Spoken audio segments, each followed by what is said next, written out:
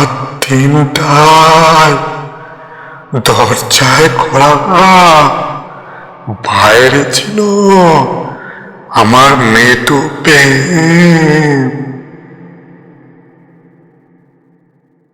আজ একটা গল্প বলবো, আমার জীবনের গল্প,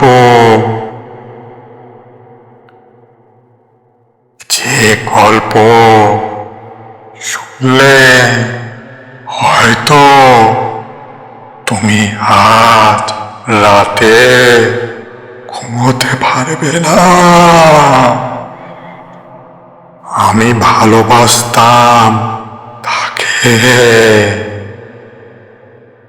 সেও আমাকে ভালোবাসতো।